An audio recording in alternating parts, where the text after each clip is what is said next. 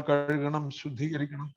ദൈവത്തിന്റെ വചനം കർത്താവെ വിഭാഗിപ്പാൻ തക്കവണ്ണം, സംസാരിപ്പാൻ തക്കവണ്ണം ദൈവത്തിന്റെ പരിശുദ്ധാത്മാവ് ഇടയിലൂടെ പ്രവർത്തിക്കണമേ. കുറവുകളെയൊക്കെ ക്ഷമിക്കണമേ എന്ന് അപേക്ഷിക്കുന്നു. കർത്താവ് ബലപ്പെടുത്തണം. കേൾക്കുന്ന നിന്റെ മക്കൾക്ക് ഏവർക്കും, ആരെല്ലാം എപ്പോഴെല്ലാം കേൾക്കുന്നു അവർക്കെല്ലാം ഇത് അനുഗ്രഹപ്രദമായി തീരുവാൻ ദൈവത്തിന്റെ പരിശുദ്ധാത്മാവ് എല്ലാ ഉള്ളങ്ങളോടും എല്ലാ സമയവും ഇടപെട്ടുകൊണ്ടിരിക്കുമാറാകണമേ എന്ന് അപേക്ഷിക്കുന്നു. ഞങ്ങളെല്ലാവരെയും താഴ്ത്തി ഏൽപ്പിക്കുന്നു. മഹത്വം തിരുമേനി മാത്രം എടുത്താട്ട് യേശു ക്രിസ്തുവിന്റെ നാമത്തിൽ അപേക്ഷിക്കുന്നു. കൃപയുണ്ടായി കേൾക്കുമാറാകണമേ. ആമേൻ. നമ്മള് ഫിലിപ്പി ലേഖനം 3-ാം അധ്യായത്തിന്റെ 12 മുതൽ 16 വരെയുള്ള വാക്യങ്ങളാണ് കഴിഞ്ഞ ക്ലാസ്സിൽ പഠിച്ചത്. അവിടെ അപ്പോസ്തലനായ പൗലോസ് ക്രിസ്തീയ ജീവിതത്തെ ഒരു ഓട്ടത്തോട് ഉപമിക്കുന്നതായും ആ ഓട്ടം എപ്രകാരമാണ് ഓടേണ്ടതെന്ന് താന് പറയുന്നതായിട്ടും നാം കഴിഞ്ഞ ക്ലാസ്സിൽ ചിന്തിച്ചു. പൗലോസിന്റെ മിക്കവാറും എല്ലാ ലേഖനങ്ങളിലും, കൊരിന്ത്യ ലേഖനത്തിലും, താന് അവസാനം എഴുതിയതായിട്ടുള്ള തീമോഥെയോസിന് എഴുതിയ 2-ാം ലേഖനത്തിലും ഒരുപോലെ താന് ഓട്ടത്തെക്കുറിച്ച് പറഞ്ഞിരിക്കുന്നത് നമുക്ക് കാണുവാൻ കഴിയുമല്ലോ. അപ്പൊ ക്രിസ്തീയ ജീവിതം ഒരു ഓട്ടമാണ്. എല്ലാവർക്കും ഈ ഓട്ടം ഓടേണ്ടതായിട്ടുണ്ട്. എല്ലാവർക്കും ഓടാനായിട്ടൊരു സ്പെഷ്യൽ ട്രാക്കുണ്ട്, ഒരു ലൈനുണ്ട്. എല്ലാവരും അവരവർക്ക് ഡിസൈൻ ചെയ്തിരിക്കുന്ന അല്ലെങ്കിൽ അവരവർക്ക് വേണ്ടി ഒരുക്കിയിരിക്കുന്നതായിട്ടുള്ള ട്രാക്കിലൂടെ ഓടിയേ മതിയാകുകയുള്ളൂ. മാത്രവുമല്ല, ഈ ഓട്ടം ഓടുന്നതിന് നിയമങ്ങളുണ്ട്. ആ ചട്ടം അനുസരിച്ച് മാത്രം, റൂൾസ് അനുസരിച്ച് മാത്രം ഓടിയെങ്കിലേ നാം ഓട്ടം പൂർത്തിയാക്കുവാനായിട്ട് കഴിയുകയുള്ളൂ. ഓടുന്നവർക്ക്, ഓട്ടം നന്നായി ഓടി പൂർത്തീകരിക്കുന്നവർക്ക് അതിൻ്റെ പ്രതിഫലവും ഉണ്ട് എന്ന് നാം ചിന്തിച്ചു. മാത്രവുമല്ല, ഈ ഓട്ടത്തിൽ നാം ലഭിച്ചു കഴിഞ്ഞെന്നോ തികഞ്ഞവരായെന്നോ അല്ലെങ്കിൽ ഇത് മതിയെന്നുള്ളതായിട്ടുള്ള ഒരു അലസ മനോഭാവത്തോടെ ഇരിക്കാതെ ഒരു ഹോളി ഡിസാറ്റിസ്ഫാക്ഷൻ, നമുക്കൊരു വിശുദ്ധമായ അസംതൃപ്തി വേണം. പൗലോസിന്റെ ജീവിതത്തിൽ അത് നാം കാണുന്നുണ്ട്. ലഭിച്ചു കഴിഞ്ഞെന്നോ തികഞ്ഞവനായെന്നോ അല്ല, എനിക്കും അത് ലഭിക്കാമോ എനിക്കും അത് പിടിക്കാമോ എന്ന് വെച്ച് ഓടുന്നതേ ഉള്ളൂ എന്ന് താൻ പറയുന്നത് നമുക്ക് കാണുവാനായിട്ട് കഴിയും. മാത്രവുമല്ല, തൻ്റെ സമർപ്പണം, ഡിവോഷൻ ത്തെക്കുറിച്ചും നാം ചിന്തിക്കുകയുണ്ടായി. ഒരേ ഒരു കാര്യം മാത്രം, വൺ തിങ് ഐ ഡു എന്ന് പറയുന്നതായിട്ടുള്ള ഒരേ ഒരു കാര്യത്തിലേക്ക് മാത്രമുള്ള, ഈ ഓട്ടത്തിൽ മാത്രം ശ്രദ്ധ കേന്ദ്രീകരിക്കുന്നതായിട്ടുള്ള ഒരു സമർപ്പണം. 3-ാമത്തെ കാര്യം നാം ചിന്തിച്ചത്, താൻ ലക്ഷ്യത്തെക്കുറിച്ച് പൂർണ്ണമായ ബോധ്യമുള്ളവനായിരുന്നു. ഡയറക്ഷൻ, ഡിസാറ്റിസ്ഫാക്ഷൻ, ഡിവോഷൻ ആൻഡ് 3-ാമത്തെ പ്രത്യേകത എന്ന് പറയുന്ന ഡയറക്ഷൻ, ലാക്കിനെ കുറിച്ച് അല്ലെങ്കിൽ ആ ഗോളിനെ കുറിച്ച് വ്യക്തമായ, ക്രിസ്തുയേശുവിൽ പരമവിളിയുടെ വിരുദിനായി ലാക്കിലേക്ക് ഓടുന്ന, വിശ്വാസത്തിന്റെ നായകനും പൂർത്തി വരുത്തുന്നവനുമായ യേശുവിനെ നോക്കി ഓടുന്നതായിട്ടുള്ള ഒരു ഡയറക്ഷനെ കുറിച്ച് വ്യക്തമായ ബോധ്യം തനിക്കുണ്ടായിരുന്നു. പിന്നീട് നാം 4-ാമത് ചിന്തിച്ചത് ഡിറ്റർമിനേഷൻ. തനിക്കൊരു നിശ്ചയദാർഢ്യം ഉണ്ടായിരുന്നു.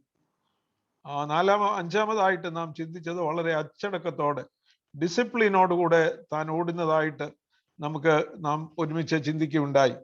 പിന്നീട് നാം കഴിഞ്ഞ ക്ലാസ്സിൽ ഒന്ന് ആരംഭിച്ചതാണ് 3-ാം അധ്യായത്തിന്റെ 17 മുതൽ 21 വരെയുള്ള വാക്യങ്ങൾ. പൗലോസ് അവിടെ പറയുന്നു, സഹോദരന്മാരെ, നിങ്ങൾ എല്ലാവരും എന്നെ അനുകരിപ്പീൻ.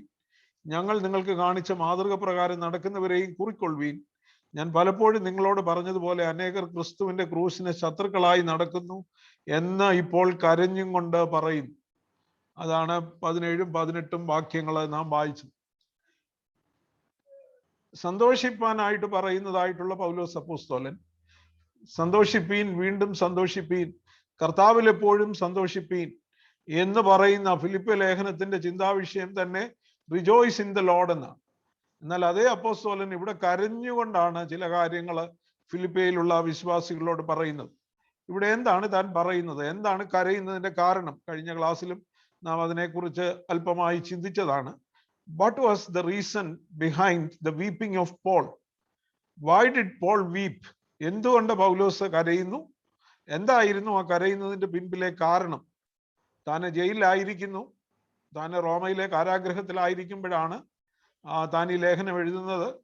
അവിടെയുള്ള തൻ്റെ ബന്ധനമാണോ അതോ അവിടെ വേണ്ടത്ര സൗകര്യങ്ങളോ പരിചരണമോ നമുക്ക് തനിക്ക് ലഭിപ്പാൻ, അല്ലെ അവിടെയുള്ള വിശ്വാസികള് അത്രത്തോളം തൻ്റെ ആവശ്യങ്ങളിൽ കൂട്ടായ്മ കാണിക്കാത്തതിലുള്ള പ്രയാസം കൊണ്ടാണോ കരയുന്നത്? ഇതിലൊന്നുകൊണ്ടൊന്നുമല്ല പൗലോസ് കരയുന്നതെന്ന് നമുക്കറിയുവാനായിട്ട് കഴിയും. താൻ ജയിലിലായിരിക്കുമ്പോഴും ഏറെ സന്തോഷവാനായിട്ടാണ് അടികൊണ്ട് ഫിലിപ്പിയിലെ ജയിലിൽ കിടന്നത്. ഇന്ന് റോമയിലെ കാരാഗ്രഹത്തിലായിരിക്കുമ്പോഴും ആ സന്തോഷത്തിന് ഒട്ടും കുറവില്ല. മാത്രവുമല്ല, ആരും തന്നെ വേണ്ടത്ര തനിക്ക് വേണ്ടി കരുതിയില്ല എന്നുള്ള ഒരു ചിന്തയോ ആ പ്രയാസത്തിലോ ഒന്നുമല്ല താൻ കരയുന്നത്. ഇന്ന് താൻ കരയുന്നത് ക്രൂശിന് ശത്രുക്കളായി നടക്കുന്നവരെ, അവരെ ഓർത്തുകൊണ്ട്, അവര് നിങ്ങളെ കൂടെ വഴിതെറ്റിക്കുമല്ലോ എന്ന് ഓർത്തുകൊണ്ടാണ് കരയുന്നതെന്ന് നമുക്ക് കാണുവാനായിട്ട് കഴിയും. എന്താണ് ക്രൂശിന്റെ ശത്രുക്കൾ എന്നവിടെ പറയുന്നത്? താഴെ പറയുന്നുണ്ട്, അവരുടെ 3 ക്യാരക്ടറിസ്റ്റിക്സ് പറയുന്നുണ്ട്. അവരുടെ ദൈവം വയറ്, their God is their stomach. അവരുടെ ദൈവം വയറ്, അവരുടെ അവസാനം നാശം. their end is destruction or waste. അവരുടെ അവസാനം നാശമാണ്. their God is their stomach and they glories in what is shameful. അവര് ലജ്ജയായതിൽ അവർക്ക് മാനം തോന്നുന്നവരായിട്ടുള്ള ആളുകളാണ്. അതാണ് their God is their stomach and their glory is in their shame and their mind is on earthly things. അവരെ ഭൂമിയിലുള്ളത് ചിന്തിക്കുന്നു. അങ്ങനെയുള്ള ആളുകൾ ഒരു സഭയിലോ ഒരു കൂട്ടായ്മയിലോ ഒക്കെ കടന്നു വരുമ്പോൾ സംഭവിക്കുന്ന പ്രശ്നം എന്ന് പറയുന്നത് അവരവിടെയുള്ള ശരിയായ വിശ്വാസികളെ പോലും വഴിതെറ്റിക്കും. ഇതോർത്ത പൗലോസ് കരയുന്നതായിട്ടുള്ള ഒരു പൗലോസിനെയാണ് നമുക്ക് കാണുവാനായിട്ട് കഴിയുന്നത്. ഭൂമിയിലുള്ളത് ചിന്തിക്കുന്നവർ, earthly minded believers in contrast to the spiritually minded believers. ആത്മീയരായ വിശ്വാസികളും ഭൂമിയിലുള്ളത് ചിന്തിക്കുന്ന വിശ്വാസികളും ഒരേ സഭയിൽ തന്നെ കാണും. അതിനൊരു വ്യത്യാസവും. അവരുടെ ഫോക്കസ് എന്ന് പറയുന്നത് ഭൂമിയിലുള്ളതായിരിക്കും. ജഡപ്രകാരം ചിന്തിക്കുന്നവർ. പൗലോസ് അപ്പോസ്തലന് 2 കൊരിന്ത്യർ 5-ാം അധ്യായത്തിന്റെ 16-ാമത്തെ വാക്യത്തിൽ താനെ പറയുന്നുണ്ട്, ഇനി മുതൽ 2 Corinthians 5:16, ഇന്നു മുതൽ ഞാൻ ജഡപ്രകാരം ആരെയും എടുത്ത് വായിച്ചു. 2 കൊരിന്ത്യർ 5:17 നമുക്കറിയാം, ഒരുത്തൻ ക്രിസ്തുവിലായാൽ അവൻ പുതിയ സൃഷ്ടിയാകുന്നു, പഴയത് കഴിഞ്ഞുപോയി. എന്നാൽ അതിന് തൊട്ട് മുമ്പ് പറയുന്നു, ഇനി മുതൽ ഞാൻ ഇന്നു മുതൽ ആരെയും ഞാൻ ജഡപ്രകാരം അറിയുന്നില്ല. ക്രിസ്തുവിനെ ജഡപ്രകാരം അറിഞ്ഞുവെങ്കിലും ഇനിമേൽ അങ്ങനെ അറിയുന്നില്ല. ഇന്നു മുതൽ ആരെയും. എന്തുകൊണ്ടാണ്? Because he is A new creation. ഒരു പുതിയ സൃഷ്ടിയായി തീർന്ന വ്യക്തി ഇതുവരെയും മറ്റുള്ളവരെ കണ്ടത് അവരെ ജഡപ്രകാരം, ഒന്നുകിൽ തൻ്റെ സ്നേഹിതരെന്നോ തൻ്റെ ശത്രുക്കളെന്നോ, അല്ലെങ്കിൽ അവരെ കൊണ്ട് എനിക്ക് എന്തെങ്കിലും നേട്ടം ഉണ്ടാക്കാൻ കഴിയുന്നവരെന്നോ, അല്ലെങ്കിൽ ഞാൻ പറയുന്ന എൻ്റെ വിശ്വാസധാരയോട് എൻ്റെ ചിന്താഗതികളോട് അടുത്ത് നിൽക്കുന്നവരെന്നോ എന്നൊക്കെയുള്ള നിലയിലാണ് പലരെയും കണ്ടത്. എന്നാൽ പൗലോസ് പറയുകയാണ്, ഇനി മുതൽ ഞാൻ ആരെയും ജഡപ്രകാരം അറിയുന്നില്ല. പ്രിയമുള്ളവരെ, ഒരു വ്യക്തി ക്രിസ്തുവിലായി തീർന്നാൽ the total outlook will be changed. പൂർണ്ണമായും അതാണ് ആ വ്യക്തിയെ നമുക്ക് തിരിച്ചറിയുവാനായിട്ട് കഴിയുന്നത്.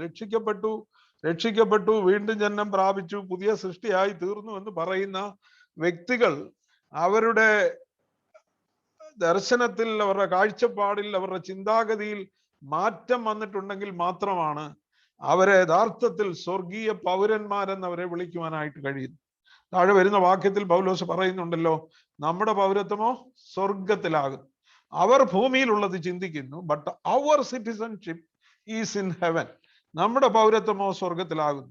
കൊലോസ്യ ലേഖനം 3-ാം അധ്യായത്തിന്റെ 1 മുതൽ 3 വരെയുള്ള വാക്യങ്ങൾ നാം വായിച്ചാല്, കൊലോസ്യർ 3-ന്റെ 1 മുതൽ 3 വരെ, ഫിലിപ്പി ലേഖനത്തിന് തൊട്ടടുത്തുള്ള ലേഖനം തന്നെയാണല്ലോ. കൊലോസ്യർ 3:1 മുതൽ 3 വരെ. ആകയാൽ നിങ്ങൾ ക്രിസ്തുവിനോടുകൂടെ ഉയർത്തെഴുന്നേറ്റിരിക്കുന്നു എങ്കിൽ ക്രിസ്തു ദൈവത്തിന്റെ വലത്ത് ഭാഗത്തിരിക്കുന്നിടമായ ഉയരത്തിലുള്ളത് അന്വേഷിപ്പീൻ, ഭൂമിയിലുള്ളതല്ല, ഉയരത്തിലുള്ളത് തന്നെ ചിന്തിപ്പീൻ. അപ്പൊ ക്രിസ്തുവിനോടുകൂടെ നിങ്ങൾ ഉയർത്തെഴുന്നേറ്റിരിക്കുന്നു എങ്കിൽ, if you are risen with the Lord Jesus Christ, കർത്താവായ യേശു ക്രിസ്തുവിനോടുകൂടെ പാപത്തിന് മരിച്ച്, ലോകത്തിന് മരിച്ച്, അവനോടുകൂടെ അടക്കപ്പെട്ട്, അവനോടുകൂടെ പുതുജീവനിലേക്ക് ഉയർത്തെഴുന്നേറ്റിരിക്കുന്നു എങ്കിൽ, ഇനിയും നിങ്ങൾ അന്വേഷിക്കേണ്ടത് ഈ താഴെയുള്ളതൊന്നുമല്ല, മീതെ സ്വർഗത്തിലുള്ളത്, ഉയരത്തിലുള്ളത് അന്വേഷിപ്പീൻ എന്ന് അവിടെ നമുക്ക് കാണുവാനായിട്ട് കഴിയും. നമ്മുടെ നോട്ടം എങ്ങോട്ടാണ്? നമ്മൾ ഭൂമിയിലുള്ളതാണോ ഉയരത്തിലുള്ളതാണോ ചിന്തിക്കുക. പ്രിയമുള്ളവരെ, ഭൂമിയിലുള്ളത് ചിന്തിക്കാതെ എങ്ങനെ ജീവിക്കാൻ കഴിയും? ഈ ഭൂമിയിലല്ലേ നമ്മൾ ജീവിക്കുന്നത്. അപ്പൊ ഇവിടെ ഉള്ളതൂടെ ചിന്തിക്കണ്ടേ? സ്വർഗത്തെക്കുറിച്ച് മാത്രം വിചാരിച്ചങ്ങ് നടന്നാൽ മതിയോ എന്നൊക്കെ ചോദിക്കുന്ന അനേക ആളുകളുണ്ട്. ഒരു പരിധി വരെ അവരുടെ ചോദ്യങ്ങളൊക്കെ ശരിയാണെന്ന് നമുക്കും തോന്നിയേക്കാം. എന്നാൽ പൗലോസ് അപ്പോസ്തലൻ പറയുന്നു, അവരുടെ അവസാനം നാശം. Their end is destruction or waste എന്നാ പറയുന്നത്. അവരുടെ അവസാനം നാശം എന്ന് പറയുമ്പോൾ they are going to spend an eternity. അവരൊരു നിത്യത മുഴുവൻ കഴിക്കാൻ പോവാ. That eternity will become waste. അവര് കഴിക്കാൻ പോകുന്ന അവര് നിത്യത മുഴുവൻ ഒരു വേസ്റ്റഡ് ഇറ്റേണിറ്റിയിലായിരിക്കും. കർത്താവിനോടൊപ്പം അല്ലാത്തതായിട്ടുള്ള ഒരു നിത്യത എന്ന് പറയുന്നത് അതൊരു കംപ്ലീറ്റ് വേസ്റ്റ് ആണ്. മഹാനായ അലക്സാണ്ടർ ചക്രവർത്തി താൻ എല്ലാ രാജ്യങ്ങളും, അന്ന് ഭൂമിയിൽ അറിയപ്പെടുന്ന രാജ്യങ്ങളെല്ലാം തന്നെ കീഴടക്കി കഴിഞ്ഞ് അവസാനത്തെ രാജ്യവും കീഴടക്കി കഴിഞ്ഞ് ഇപ്രകാരം കരഞ്ഞു എന്നാണ് ഒരു കഥയിൽ കേട്ടിട്ടുള്ളത്. അയ്യോ, ഇനി എനിക്ക് കീഴടക്കാൻ രാജ്യങ്ങളൊന്നുമില്ലല്ലോ എന്ന് പറഞ്ഞ് താന് തൻ്റെ കൊട്ടാരത്തിലേക്ക് വരുമ്പോൾ അതിന്റെ പുറത്തൂടെ ഇങ്ങനെ വിലപിച്ചുകൊണ്ട് നടന്നു എന്നാ പറയും. ഇനിയും എനിക്ക് കീഴടക്കാൻ രാജ്യങ്ങളില്ല, ഞാൻ എന്ത് ചെയ്യും എന്നുള്ള നിലയിൽ വിലപിച്ചുകൊണ്ട് നടന്ന് ഒരു വലിയ മഴ പെയ്തു, ആ മഴ മുഴുവൻ നനഞ്ഞു എന്ന് ഒരു കഥ പറഞ്ഞു കേട്ടിട്ടുണ്ട്. അങ്ങനെ ആ മഴ നനഞ്ഞ് കുറെ നേരം മഴ നനഞ്ഞ് പിന്നീട് കയറിപ്പോയി. ഒരാഴ്ചക്കകം അദ്ദേഹം ഒരു ന്യൂമോണിയ ബാധിച്ച് മരിച്ചു എന്നാണ് ആ കഥയിൽ പറയുന്നത്. എനിക്ക് അതിൻ്റെ കൃത്യതയെക്കുറിച്ച് അറിയില്ല, എങ്കിലും ഞാൻ മനസ്സിലാക്കുന്നത് അങ്ങനെയാണ്. ഒരു ന്യൂമോണിയ ബാധിച്ച് മഹാനായ അലക്സാണ്ടർ മരിച്ചു. പക്ഷെ മരിക്കുന്നതിന് മുമ്പ് ഒത്തിരി ചികിത്സയൊക്കെ ചെയ്തു. ഒരു ചികിത്സയ്ക്കും തന്നെ രക്ഷിക്കാനായിട്ട് കഴിഞ്ഞില്ല. അപ്പൊ മരണശേഷം 3 ആഗ്രഹങ്ങളാണ് മരിക്കുന്നതിന് മുമ്പ് അദ്ദേഹം പ്രകടിപ്പിച്ചത്. ഒന്ന്, തൻ്റെ ശവമഞ്ചം ചുമക്കേണ്ടത് അവിടുത്തെ അറിയപ്പെടുന്ന വൈദ്യന്മാരായിരിക്കണം, ഡോക്ടേഴ്സ് ആയിരിക്കണം. 2, തൻ്റെ കല്ലറയ്ക്ക് ചുറ്റും ആ രത്നങ്ങളും അതുപോലെ വിലയേറിയ മുത്തുകളും ഒക്കെ വിതറണം. 3, തന്നെ എടുത്തുകൊണ്ട് പോകുന്ന പെട്ടിയുടെ പുറത്തേക്ക് 2 കൈകളും ഇട്ടേക്കണം. എംപ്റ്റി ഹാൻഡ്സ്, ഒന്നുമില്ലാത്ത കൈകൾ 2 പുറത്തേക്ക് ഇട്ടിരിക്കണം.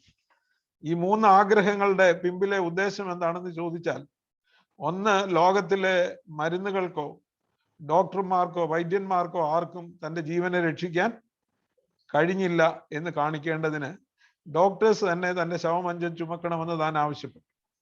2, താൻ നേടിയ സമ്പാദ്യങ്ങളും രത്നങ്ങളും സ്വർണങ്ങളും മുത്തുകളും ഒന്നും തനിക്ക് കൊണ്ടുപോകുവാൻ കഴിഞ്ഞില്ല, അത് കല്ലറ വരെ മാത്രമേ ഉള്ളൂ, അവിടെ അത് ഇട്ടേച്ച് പോകണം എന്ന് കാണിക്കാനായിട്ട് അതും പറഞ്ഞു. അവസാനമായിട്ട് പെട്ടിക്ക് പുറത്തേക്ക് കൈകൾ, അത് നാം സാധാരണ കേൾക്കുന്നതാണ്. ഈ ലോകത്തിൽ എല്ലാ രാജ്യങ്ങളും കീഴടക്കി, എല്ലാ മഹിമകളും എല്ലാ സമ്പത്തുകളും കീഴടക്കിയെങ്കിലും തനിക്ക് ഒന്നും കൊണ്ടുപോകുവാൻ കഴിഞ്ഞില്ല എന്ന് ലോകത്തെ അറിയിക്കാനായി. പ്രിയമുള്ളവരെ, ഭൂമിയിലുള്ളത് ചിന്തിക്കുന്നവരുടെ അവസാനം ഇങ്ങനെയാണ്. ഭൂമിയിലുള്ളതെല്ലാം ചിന്തിക്കും, ഭൂമിയിലുള്ളതെല്ലാം നേടുവാനായിട്ട് കഴിയും. പക്ഷെ അതിൻ്റെ ഒരു കോൺട്രാസ്റ്റ് അവിടെ അപ്പോസ്തലനായ പൗലോസ് പറയുകയാണ്. അവരുടെ അവസാനം നാശം, അവരുടെ ദൈവം വയറ്, അവർ ഭൂമിയിലുള്ളത് ചിന്തിക്കുന്നു. എന്നാൽ നമ്മുടെ പൗരത്വമോ സ്വർഗത്തിലാകും. ലജ്ജയായതിൽ അവർക്ക് മാനം തോന്നുന്നു. They pride in what is shameful. ലജ്ജയായതിൽ അവർക്ക് മാനം തോന്നുന്നു. എന്നിട്ട് പറയുകയാണ്, നമ്മുടെ പൗരത്വം, but our citizenship is in heaven and we eagerly await a savior from there, the Lord Jesus Christ, who by the power that enables him to bring everything under his control will transform our lowly bodies so that they will be like his glorious body. നമ്മുടെ പൗരത്വമോ സ്വർഗത്തിലാകുന്നു. അവിടെ നിന്ന് കർത്താവായ യേശുക്രിസ്തു രക്ഷിതാവായി വരുമെന്ന് നാം കാത്തിരിക്കുന്നു. അവൻ സകലവും തനിക്ക് കീഴ്പ്പെടുത്തുവാൻ കഴിയുന്ന തൻ്റെ വ്യാപാര ശക്തി കൊണ്ട് നമ്മുടെ താഴ്ചയുള്ള ശരീരത്തെ തൻ്റെ മഹത്വമുള്ള ശരീരത്തോട് അനുരൂപമായിട്ട് രൂപാന്തരപ്പെടുത്തും. So our citizenship is in heaven. കഴിഞ്ഞ ക്ലാസ്സിൽ നാം അതിനെക്കുറിച്ച് അല്പമായിട്ട് ചിന്തിച്ചു. നമ്മുടെ പൗരത്വം സ്വർഗത്തിലാകുന്നു. എന്താണ് അവിടെ അർത്ഥമാക്കുന്നത്? നമ്മൾ ഈ ലോകത്തിലാണ് താമസിക്കുന്നത്. ഇന്ന് നാം ഇവിടെ താമസിക്കുമ്പോൾ നാം ഇന്ത്യയിലെ പൗരന്മാരാണ്. അമേരിക്കയിൽ ജനിച്ചവർ അമേരിക്കയിലെ പൗരന്മാരാണ്. ഇന്ത്യയിൽ നിന്ന് അമേരിക്കയിലേക്ക് കുടിയേറിയവർ അല്ലെങ്കിൽ മറ്റ് വിദേശ രാജ്യങ്ങളിലേക്ക് കുടിയേറിയവർ കുറച്ച് നാളുകൾക്ക് ശേഷം അവര് ആ രാജ്യത്തെ പൗരന്മാരായി തീരും. അതിന് നാച്ചുറലൈസേഷൻ എന്നൊരു പ്രോസസ്സ് തന്നെയുണ്ട്. അവരെ അവിടുത്തുകാരാക്കി തീർക്കുന്ന,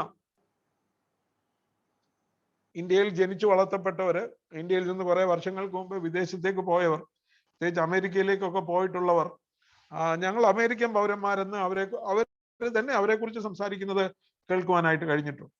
നമുക്കൊരു അല്പ അതിശയം തോന്നുമെങ്കിലും അവരങ്ങ് അമേരിക്കൻ പൗരന്മാരായി കഴിഞ്ഞു. പ്രിയമുള്ളവര്, എന്താണ് പൗരത്വം എന്ന് പറയുമ്പോൾ? പൗരത്വം എന്ന് പറയുമ്പോൾ ഒരു രാജ്യത്തെ ആ വ്യക്തിയുമായി ബന്ധിപ്പിക്കുന്നതായിട്ടുള്ള ഒരു അവകാശത്തെയാണ് പൗരത്വം എന്ന് പറയുന്നത്. A person has a right to live, to possess and to earn in that land. ആ രാജ്യത്ത് ജീവിക്കുവാൻ, അവിടെ സമ്പാദിക്കുവാൻ, അവിടെ വസ്തുവകൾ കൈവശമാക്കുവാൻ ഉള്ള ഒരു അവകാശം ആ രാജ്യത്തെ പൗരന്മാർക്കുണ്ട്. ഒരു ഇന്ത്യക്കാരന് ഇന്ത്യയിൽ വസ്തു വാങ്ങിക്കാനും ഇവിടെ ജോലി ചെയ്ത് സമ്പാദിക്കാനും ഒക്കെയുള്ള അവകാശമുണ്ട്. വിദേശത്തുള്ള ആളുകളെ പോലെ അല്ല. അപ്പൊ അങ്ങനെയുള്ള ഒരു പ്രത്യേക അവകാശം, അതിനെ നമുക്ക് പൗരത്വം എന്ന് പറയാം. ഇതുപോലെ തന്നെ സ്വർഗത്തിൽ ഒരു പൗരത്വമുണ്ട്. സ്വർഗത്തിലെ പൗരത്വം ഉള്ളപ്പോ ഇന്ന് ഈ അടുത്ത കാലത്ത് നാം ഇന്ത്യയിൽ ചിന്തിച്ചു കൊണ്ടിരുന്ന ഒരു വിഷയമാണ് NPR-ഉം NCR-ഉം അങ്ങനെ ഒത്തിരി കാര്യങ്ങളൊക്കെ. നാഷണൽ സിറ്റിസൺസ് രജിസ്റ്റർ അല്ലേ, അങ്ങനെ ഒത്തിരി രജിസ്റ്റേഴ്സ്, ദേശീയ പൗരത്വ നിയമം, ദേശീയ പൗരത്വ രജിസ്റ്റർ. അപ്പോ ഇന്ത്യയിലെ ആളുകളുടെ എല്ലാം പേര് ഒരു രജിസ്റ്ററിൽ ഉണ്ടായിരിക്കും. ആ രജിസ്റ്ററിൽ പേരുള്ളവർ മാത്രമായിരിക്കും ഇന്ത്യൻ പൗരന്മാർ. പക്ഷെ അതുപോലെ തന്നെ സ്വർഗത്തിലും ഒരു രജിസ്റ്റർ ഉണ്ട്. Our names are in heaven's record. നമ്മുടെ പേരുകൾ സ്വർഗത്തിൽ എഴുതിയിട്ടുണ്ട്. ഫിലിപ്പ് ലേഖനം 4-ാം അധ്യായത്തിന്റെ 3-ാമത്തെ വാക്യത്തിൽ പൗലോസ് അപ്പോസ്തലൻ ക്ലേമന്ത് തുടങ്ങിയ തന്റെ കൂട്ടുവേലക്കാരെ കുറിച്ച് പറയുന്നു. 3-ാമത്തെ വാക്യം, സാക്ഷാൽ ഇണയാളിയായുള്ളവേ അവർക്ക് തുണ നിൽക്കണമെന്ന് ഞാൻ നിന്നോടും അപേക്ഷിക്കുന്നു. ജീവപുസ്തകത്തിൽ പേരുള്ള ക്ലേമന്ത് മുതലായ എന്റെ കൂട്ടുവേലക്കാരുമായി ആ സ്ത്രീകൾ എന്നോടുകൂടെ സുവിശേഷ ഘോഷണത്തിൽ പോരാടിയിരിക്കും. അപ്പൊ ജീവപുസ്തകത്തിൽ പേരുള്ള ഒരാളിനെ കുറിച്ച് പൗലോസ് അപ്പോസ്തലൻ അവിടെ പറയുകയാണ്. അദ്ദേഹത്തിന്റെ പേരാണ് ക്ലെമന്റ് അല്ലെങ്കിൽ ക്ലേമന്ത്. അപ്പൊ സ്വർഗത്തിൽ ഒരു രജിസ്റ്റർ ഉണ്ട്. ആ രജിസ്റ്ററിന്റെ പേര് ബുക്ക് ഓഫ് ലൈഫ് എന്നാണ്, ജീവപുസ്തകം എന്നാണ്. ആ ജീവപുസ്തകത്തിൽ പേരെഴുതണം. പേരെഴുതിയെങ്കിൽ മാത്രമേ സ്വർഗത്തിൽ കയറുവാനായിട്ട് കഴിയുകയുള്ളൂ. ജീവപുസ്തകത്തിൽ പേരെഴുതി കാണാത്ത ഏവനെയും തീപ്പൊയ്കയിൽ തള്ളിയിടും. വെളിപ്പാട് പുസ്തകം 20-ാം അധ്യായത്തിന്റെ 15-ാമത്തെ വാക്യത്തിൽ നാം അവിടെ കാണുന്നുണ്ട്. ജീവപുസ്തകത്തിൽ പേരെഴുതി കാണാത്ത ഏവനെയും തീപ്പൊയ്കയിൽ തള്ളിയിടും. ലൂക്കോസ് 10:20 ഒന്ന് വായിച്ചാൽ, ലൂക്കോസ് 10:20.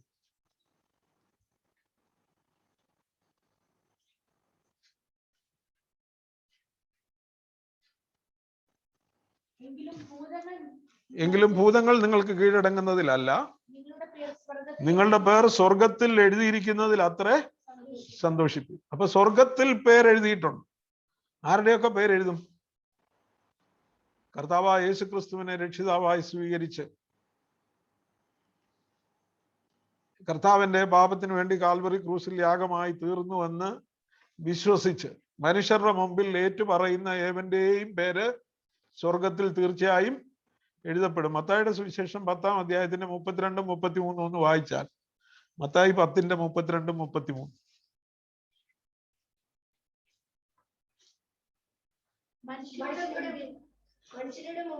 മനുഷ്യരുടെ മുമ്പിൽ എന്നെ ഏറ്റുപറയുന്ന ഏവനെയും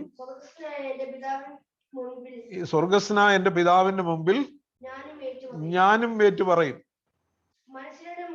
മനുഷ്യരുടെ മുമ്പിൽ എന്നെ തള്ളി പറയുന്നവനെ എന്റെ പിതാവിൻ മുമ്പിൽ ഞാനും തള്ളിപ്പറയും. അപ്പൊ മനുഷ്യരുടെ മുമ്പിൽ എന്നെ ഏറ്റുപറയുന്ന ഏവനെയും ഞാൻ സ്വർഗസ്വനായ എന്റെ പിതാവിന്റെ മുമ്പിൽ ഏറ്റുപറയും. എങ്ങനെയാ രക്ഷിക്കപ്പെടുന്നത്? യേശുവിനെ കർത്താവെന്ന് വായ് കൊണ്ട് ഏറ്റുപറയണം. അത് ആരുടെ മുമ്പിൽ ഏറ്റുപറയുന്നത്? മനുഷ്യരുടെ മുമ്പിൽ.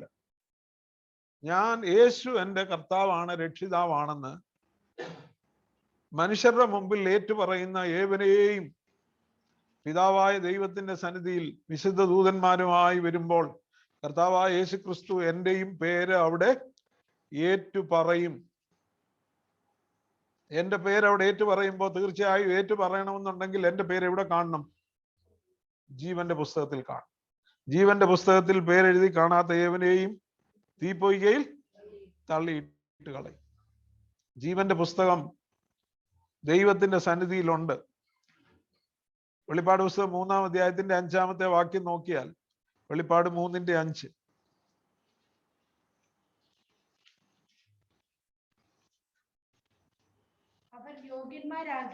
അവർ യോഗ്യന്മാരാകയാൽ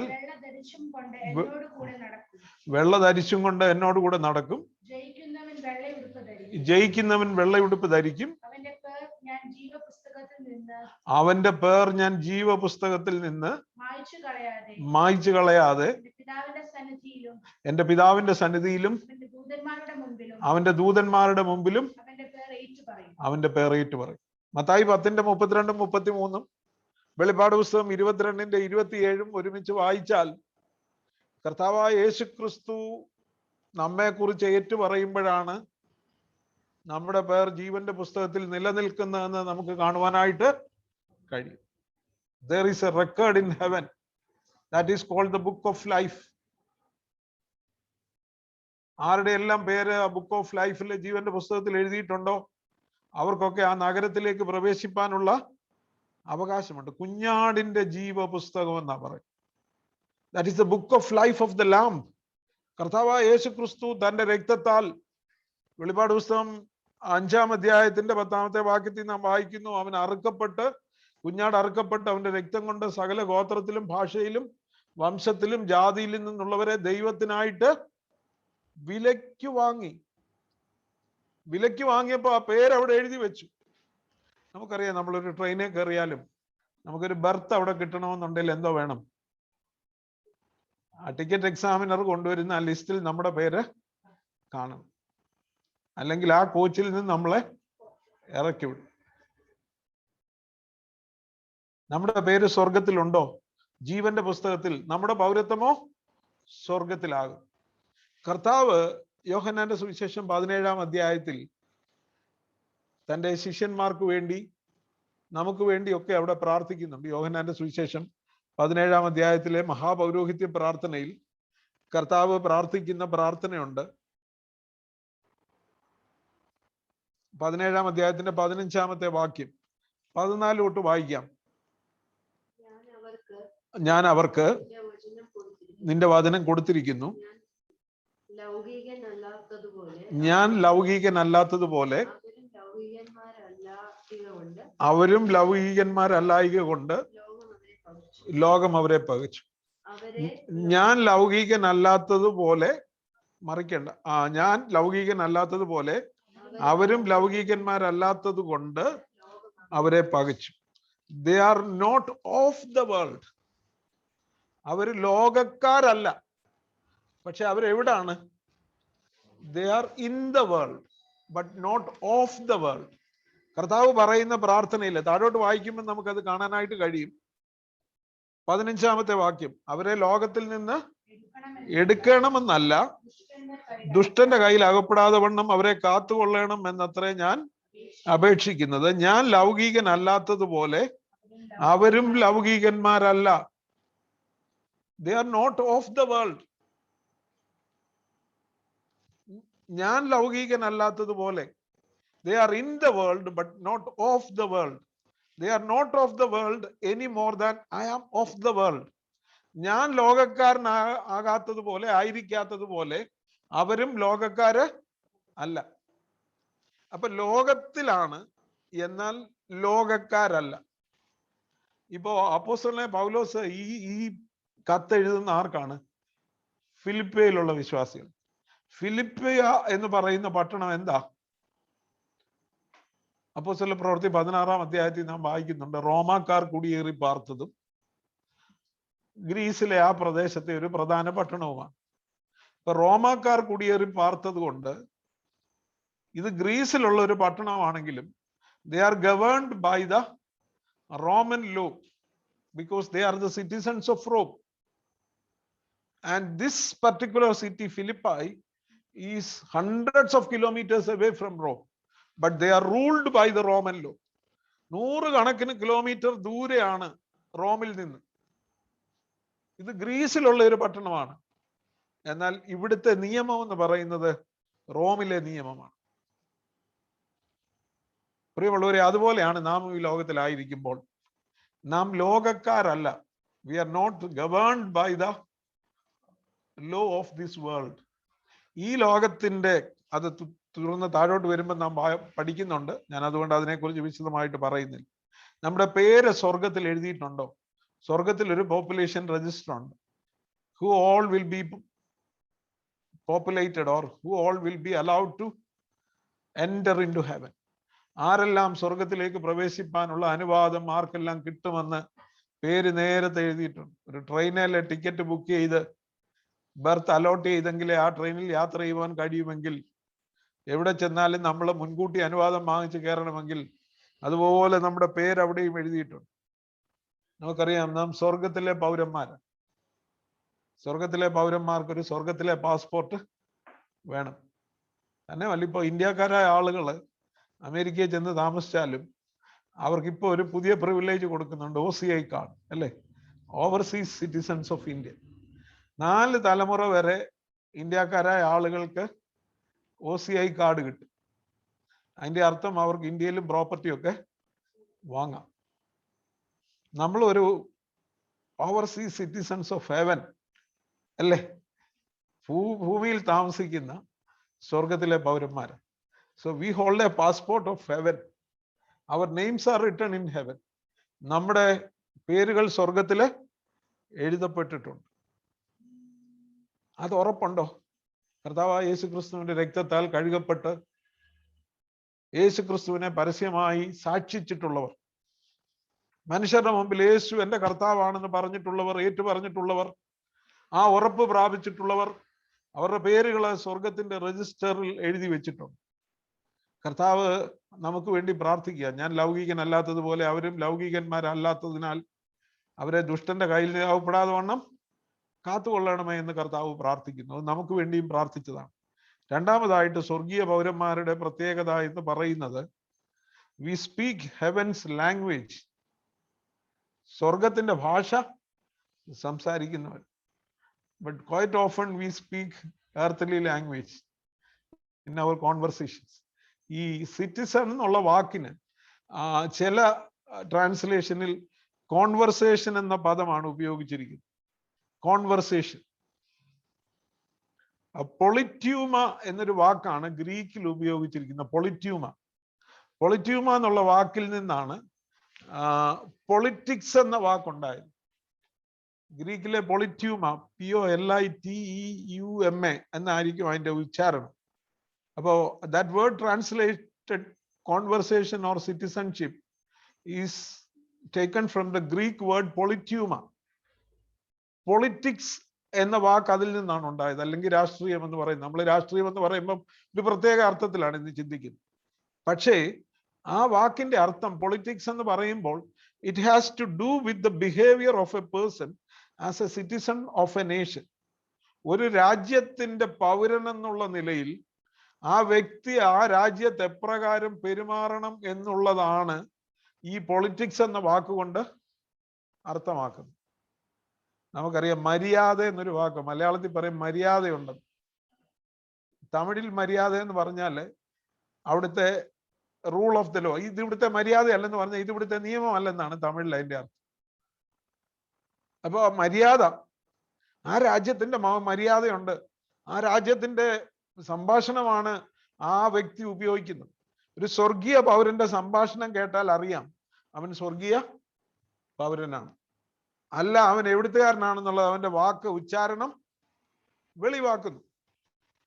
പത്രോസ് കർത്താവിനെ തള്ളി പറയുന്നതിന് കാരണമായി തീർന്ന എങ്ങനെയാ? തീ കായാൻ അവിടെ ഇരിക്കുമ്പം അവര് പറഞ്ഞു, നീയും ഗലീലക്കാരനോ, നിന്റെ ഉച്ചാരണം നിന്നെ വെളിവാക്കുന്നു. നമ്മള് സൗത്ത് ഇന്ത്യക്കാരാണെന്ന് പെട്ടെന്ന് നോർത്ത് ഇന്ത്യക്കാർക്ക് അറിയാം. നമ്മൾ അവിടെ ചെന്ന് നല്ലപോലെ ഹിന്ദി പറഞ്ഞാലും നമ്മുടെ പ്രൊനൗൺസിയേഷനിൽ നിന്ന് അവർ പിടിച്ചെടുക്കും ഇവര് മദ്രാസിയാ അല്ലെ മലയാളിയാ.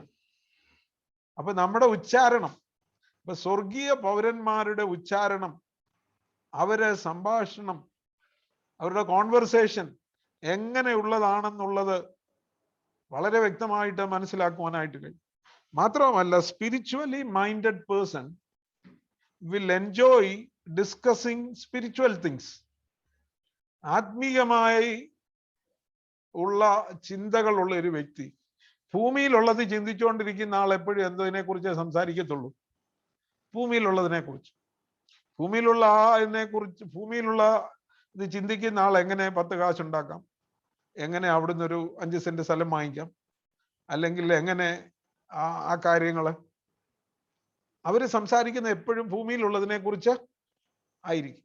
മാത്രമല്ല, അങ്ങനെ സംഭാഷിക്കുന്നതിൽ, അങ്ങനെയുള്ള കാര്യങ്ങളിൽ ഇടപെടുന്നതിൽ, ലോകത്തിന്റെ കാര്യങ്ങളിൽ ഇടപെടുന്നതിലാണ് അവർ സന്തോഷം കണ്ടെത്തുന്നത്. എന്നാൽ ആത്മീകരായിട്ടുള്ളവർ ആത്മീകമായ കാര്യങ്ങൾ സംസാരിക്കുന്നത് അവർ ആസ്വദിക്കുകയും അവര് മറ്റുള്ളവരോട് അത് പങ്കിടുകയും ചെയ്യുന്നവരായിരിക്കും. The citizens of heaven understand spiritual things. They not only understand spiritual things, but they will enjoy discussing them and sharing them with one another. മറ്റുള്ളവരോട് അത് പങ്കിടുവാനും താല്പര്യമുള്ളവരായിരിക്കും എന്ന് നമുക്ക് കാണുവാനായിട്ട് കഴിയും. പ്രിയമുള്ളവരെ, കുറച്ചു നേരം നമ്മളോട് സംസാരിച്ചാല് വളരെ പെട്ടെന്ന് വെളിവാകും നമ്മുടെ വിശ്വാസമൊക്കെ എത്രയുണ്ടെന്ന്, നമ്മൾ എന്തുവാ കാത്തിരിക്കുന്നതെന്ന്, നമ്മൾ എന്തിനു വേണ്ടിയാ ജീവിക്കുന്നതെന്ന്. ഒരു അല്പനേരം നമ്മളോട് ഒരാള് 1 മണിക്കൂറൊക്കെ ഒന്ന് സംഭാഷിച്ച് കഴിയുമ്പോൾ അവർക്ക് വ്യക്തമായിട്ട് മനസ്സിലാവും. ആത്മീയരായിട്ടുള്ള മനുഷ്യരെ നമുക്ക് പെട്ടെന്ന് മനസ്സിലാക്കുവാനായിട്ട് കഴിയും. എന്താണ് ഈ ആത്മീയരായിട്ടുള്ള മനുഷ്യരും ലൗകികരായിട്ടുള്ളവർ, അല്ലെങ്കിൽ കൊരിന്ത്യർ ലേഖനത്തിൽ പറയുന്ന പോലെ ജഡീകരായിട്ടുള്ളവരും തമ്മിലുള്ള വ്യത്യാസം? ദൈവത്തിന്റെ ആത്മാവുള്ളവന് മാത്രമേ ദൈവിക കാര്യങ്ങൾ മനസ്സിലാക്കുവാനായിട്ട് കഴിയത്തുള്ളൂ. Those who have the Spirit of God can understand the things of God. വളരെ വ്യക്തമായിട്ട് കൊരിന്ത്യർ ലേഖനത്തിൽ നാം അത് കാണുന്നുണ്ട്. 1 കൊരിന്ത്യർ 2-ാം അധ്യായത്തിന്റെ 14 മുതൽ 16 വരെയുള്ള വാക്യങ്ങൾ നോക്കിയാൽ,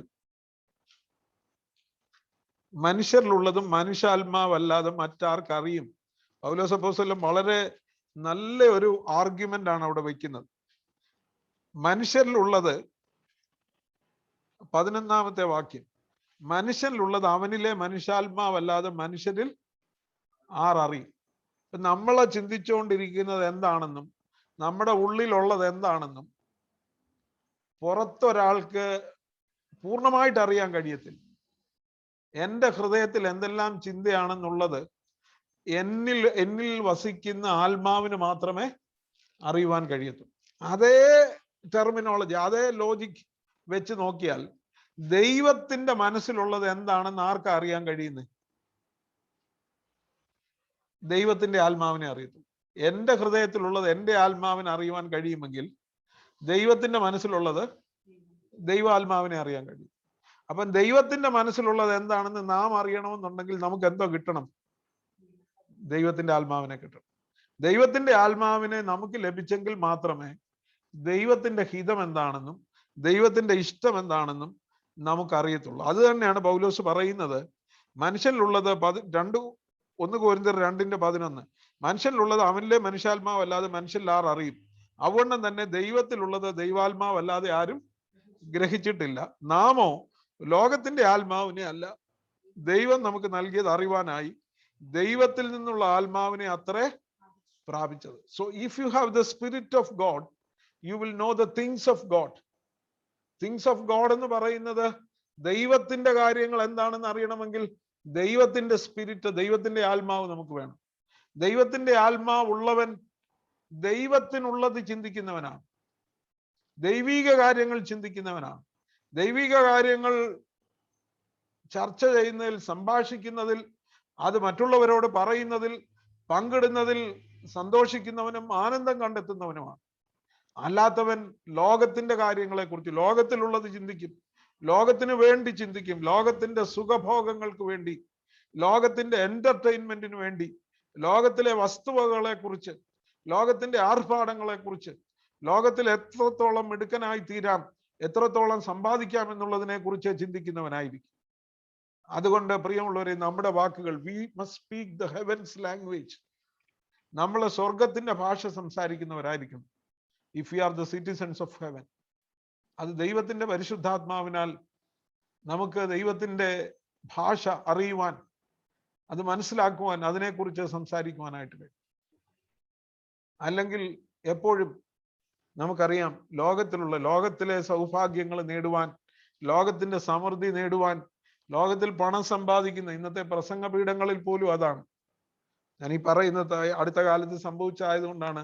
ഫോണിൽ കൂടെ പൈസ വരുന്ന എങ്ങനെയാണ്? മിക്സിയും ടി വിയും ഒക്കെ റിപ്പയർ ചെയ്യുന്ന, അല്ലെങ്കിൽ നന്നാക്കി കൊടുക്കുന്ന യേശുവിനെ കുറിച്ച് പ്രസംഗിക്കുന്ന, ഫോണിൽ കൂടെ പൈസ കോടികളെ ബാങ്ക് അക്കൗണ്ടിലേക്ക് വരുത്തുന്ന പ്രാർത്ഥനകളും ചർച്ചകളും ഒക്കെയാണ് നടക്കുന്നത്. ഭൂമിയിലുള്ളത് മാത്രമാണ് ചിന്തിക്കുന്നത്, ഭൂമിക്ക് വേണ്ടിയാ ജീവിക്കുന്നത്. എന്തിനായി പണം? ഭൂമിയിലെ എന്റർടൈൻമെന്റിന് വേണ്ടി, ഭൂമിയിലെ ആഡംബരത്തിന് വേണ്ടി, ഭൂമിയുടെ സുഖഭോഗങ്ങളിൽ ഇടപെടുന്നതിന് വേണ്ടി. അതുകൊണ്ട് ആത്മീയരാരാണെന്ന് നമുക്ക് പെട്ടെന്ന് വിവേചിച്ചറിയുവാനായിട്ട് കഴിയും. ഇന്നത്തെ വലിയ സങ്കടകരമായ അവസ്ഥ എന്ന് പറയുന്നത്, ഈ ദ്രവ്യാഗ്രഹം മൂത്തിട്ട് ആത്മീയരെ പോലും തിരിച്ചറിയാൻ കഴിയാതെ അങ്ങനെയുള്ളവരുടെ പിന്നാലെ പരക്കം പായുന്ന ഒരു കൂട്ടം ആളുകളെ നമുക്ക് കാണുവാനായിട്ട്.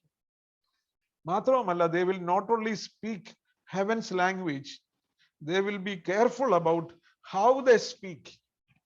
സ്വർഗത്തിന്റെ ഭാഷ സംസാരിക്കുക മാത്രമല്ല, അതെങ്ങനെ സംസാരിക്കണം എന്നുള്ളതിനെ കുറിച്ചും അവർ വളരെ കൺസേൺഡ് ആയിരിക്കും. ചിലർ ആത്മീയരാണ്, പക്ഷെ കടിച്ചു മുറിച്ച് പറയാനേ അറിയത്തുള്ളൂ.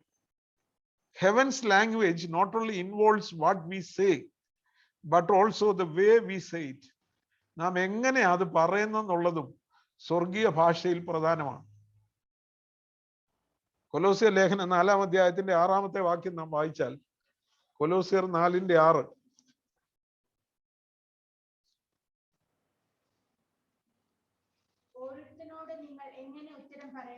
ഓരോരുത്തനോട് നിങ്ങൾ എങ്ങനെ ഉത്തരം പറയണം എന്നറിയേണ്ടതിന് നിങ്ങളുടെ വാക്ക് എപ്പോഴും കൃപയോട് കൂടിയതും ഉപ്പിനാൽ രുചി വരുത്തിയതുമായിരിക്കട്ടെ. ഓരോരുത്തനോട്. ആളുകൾ വ്യത്യസ്തങ്ങളായ ആളുകളാണ്, വ്യത്യസ്തരായ ആളുകളാണ്. ഓരോരുത്തരോടും എങ്ങനെയാണ് മറുപടി പറയേണ്ടതെന്ന് അറിയുന്നതിന് നിങ്ങളുടെ വാക്കുകൾ എപ്പോഴും എന്തോ ഉള്ളതായിരിക്കണം? With grace, graceful conversations. കൃപയുള്ള വാക്കുകൾ, ഉപ്പിനാൽ രുചി വരുത്തിയതുമായിരിക്കും. എഫേസ്യർ 4:29 അത് തന്നെയാണ് നാം വായിക്കുന്നത്. എഫേസ്യർ 4:29. കേൾക്കുന്നവർക്ക് കൃപ ലഭിക്കേണ്ടതിന് ആവശ്യം പോലെ ആത്മീയ വർധനയ്ക്കായി നല്ല വാക്കല്ലാതെ ആകാത്തതൊന്നും നിങ്ങളുടെ വായിൽ നിന്ന് പുറപ്പെടരുത്. അപ്പോ citizens of heaven will speak the heavenly language. സ്വർഗീയ ഭാഷ സംസാരിക്കും. Heavenly language not only involves what we speak, but it involves how we speak. എങ്ങനെ നാം പറയുന്നു എന്നുള്ളതും പ്രധാനമാണ്. Heaven's language, that person does not go around quoting Bible verses all day. ഇപ്പോ ഒരു സ്വർഗീയ പൗരനാണെന്ന് പറഞ്ഞ് എപ്പോഴും വാക്യം പറഞ്ഞുകൊണ്ട് ഓടി നടക്കുമെന്ന് മാത്രമല്ല നാം ചിന്തിക്കണം. പക്ഷേ he will be very careful so that he will speak in a manner that glorifies God. ദൈവത്തെ മഹത്വപ്പെടുത്തുന്ന വിധത്തിൽ മാത്രമേ അവന് സംസാരിക്കുകയുള്ളൂ. അതിനെക്കുറിച്ച് വളരെ സൂക്ഷ്മതയുള്ളവനായിരിക്കും ഒരു സ്വർഗീയ പൗരൻ എന്ന് പറയുന്നത്. ഇനി 3-ാമത്തെ പ്രത്യേകത എന്ന് പറയുന്നത്, അതോടെ പറഞ്ഞുകൊണ്ട് ഇന്നത്തെ ബൈബിൾ ക്ലാസ് നമുക്ക് അവസാനിപ്പിക്കാം. Heaven citizens will obey heaven's laws. സ്വർഗത്തിന്റെ നിയമങ്ങൾ അനുസരിക്കുന്നവരായിരിക്കും സ്വർഗീയ പൗരന്മാർ. അവരുടെ പേര് ഹെവൻസ് റെക്കോർഡിലുണ്ട്, സ്വർഗത്തിലെ പുസ്തകത്തിൽ, ജീവന്റെ പുസ്തകത്തിലുണ്ട്. 2, അവര് സംസാരിക്കുന്നത് ഹെവൻസ് ലാംഗ്വേജ് ആയിരിക്കും. അവർ സംസാരിക്കുന്നത് എങ്ങനെ സംസാരിക്കണം എന്നുള്ളതിനെ കുറിച്ചും അവര് they will be very careful. And third thing, they will obey heaven's laws. സ്വർഗത്തിന്റെ ലാംഗ്വേജ് ആയിരിക്കും അവരെ സംസാരിക്കുന്നത്. നമ്മൾ ഈ ലോകത്തിൽ ആരാണ്?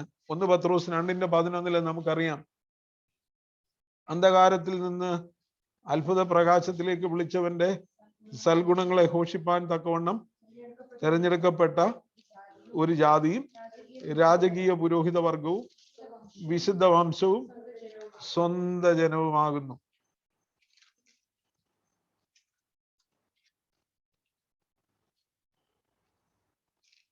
രണ്ടിന്റെ 11 വാക്യം കൂടെ വായിക്കുമ്പോൾ, പ്രിയമുള്ളവരെ, പ്രവാസികളും പരദേശികളുമായി നിങ്ങളെ ആത്മാവിനോട് പോരാടുന്ന ജഡമോഹങ്ങളെ വിട്ടകന്ന് ജാതികൾ നിങ്ങളെ ദുഷ്പ്രവർത്തിക്കാരെന്ന് ദുഷിക്കും തോറും നിങ്ങളുടെ നല്ല പ്രവൃത്തികളെ കണ്ടറിഞ്ഞിട്ട് സന്ദർശന ദിവസത്തിൽ ദൈവത്തെ മഹത്വപ്പെടുത്തേണ്ടതിന് അവരുടെ ഇടയിൽ നിങ്ങളുടെ നടപ്പ് നന്നായിരിക്കണമെന്ന് ഞാൻ പ്രബോധിപ്പിക്കുന്നു. ഇവിടെ പറയുന്നത് പ്രവാസികളും പരദേശികളുമായ aliens or pilgrims and strangers in this world. aliens, ഇവിടുത്തുകാരല്ല. അങ്ങനെയുള്ളവരെ മുമ്പോട്ട് നയിക്കുന്നത് എന്താണ്? നമ്മുടെ സ്വർഗീയ പൗരന്മാരുടെ നിയമം എന്ന് പറയുന്നത് നമുക്ക് പെട്ടെന്ന് പറഞ്ഞാൽ നമുക്കറിയാം, ദൈവത്തിന്റെ വചനമാണ്. ദൈവത്തിന്റെ വചനമാണ്. ദൈവത്തിന്റെ വചനം എവിടെയാണ് എഴുതിയിരിക്കുന്നത്? ഒരു സ്വർഗീയ പൗരന്റെ എവിടെ എഴുതിയിരിക്കുന്നു? അവന്റെ കയ്യിലുള്ള വേദപുസ്തകത്തിൽ പേപ്പറിൽ മഷി കൊണ്ട് എഴുതിയതാണോ ദൈവത്തിന്റെ വചനം? ദൈവത്തിന്റെ വചനം അവന്റെ ഹൃദയമാകുന്ന മാംസപ്പലകയിൽ. അതാണ് പരിശുദ്ധാത്മാവ് ചെയ്ത ഏറ്റവും വലിയ പ്രവൃത്തി. മോശയ്ക്ക് ഈ പ്രമാണം എഴുതി കൽപ്പലകയിലാ കൊടുത്തെങ്കിൽ, ഇന്ന് കർത്താവായ യേശുക്രിസ്തുവിന്റെ രക്തത്താൽ വീണ്ടെടുക്കപ്പെട്ട ഒരുവന് ദൈവം തന്റെ കൽപ്പനകൾ കൊടുത്തിരിക്കുന്നത് അവന്റെ ഹൃദയമാകുന്ന മാംസപ്പലകയിൽ. അതുകൊണ്ടാണ് പറയുന്നത്, ഞാൻ നിങ്ങൾക്കൊരു പുതിയ ഹൃദയം തരും, കല്ലായുള്ള നിങ്ങളുടെ ഹൃദയം നീക്കി മാംസമായുള്ള ഹൃദയം നിങ്ങൾക്ക് തരും. ഞാൻ എൻ്റെ ആത്മാവിനെ നിങ്ങളുടെ ഉള്ളിലാക്കും. ഞാൻ നിങ്ങളുടെ ഹൃദയങ്ങളിൽ എൻ്റെ കൽപ്പനകളെ എഴുതും. പ്രിയമുള്ളവരെ, അങ്ങനെയുള്ള ഒരു വ്യക്തിയെ മുന്നോട്ടേക്ക് നയിക്കുന്നത് എന്താണ്? 2 കൊരിന്ത്യർ 5:14 അപ്പോസ്തലനായ പൗലോസ് പറയുന്നുണ്ട്, ക്രിസ്തുവിന്റെ സ്നേഹം ഞങ്ങളെ